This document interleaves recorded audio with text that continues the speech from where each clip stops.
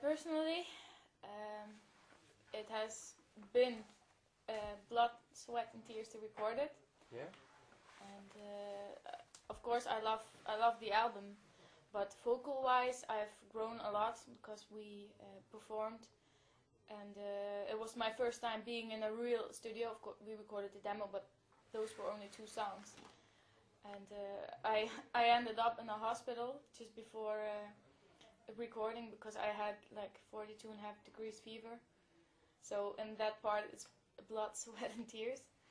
And I wrote only 3 lyrics on that album. This album I wrote half and Mark wrote the other half.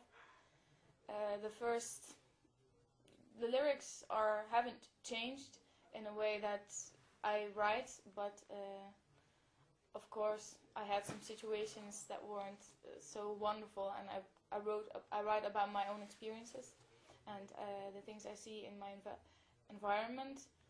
But there's one lyric. It's a bonus track, Finality, and I wrote it about something quite personal. But in a way, I wrote it in a subconscious way that I understand my lyric now, 2 years after writing it. So. Can you explain maybe what the song was about, or is it too personal?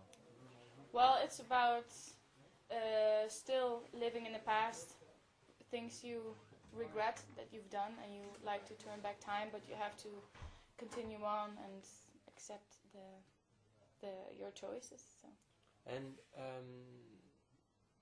have you always, let's say, is it normal for you when you write, and then after a few months, weeks, years even, that you understand more what you were referring to or writing about?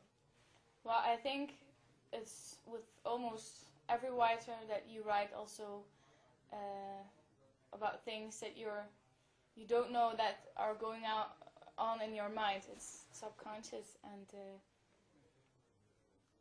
I think it's also a little bit of therapy, that things you really want to write down, but also some things you write down, but then later on you think, oh, that's what I meant writing down. And it's also very nice to see how people understand your lyric. So they see it through different eyes, but you wrote it through different eyes. So that's. And what is the biggest difference, let's say, for example, for a lyric on the first album, that you meant something and then people interpreted the other way around, maybe? Well, it's with Elusive Consensus. It's about some kind of love story, how you get entangled up in your feelings for one other, so the other one can take advantage of that. How do you say?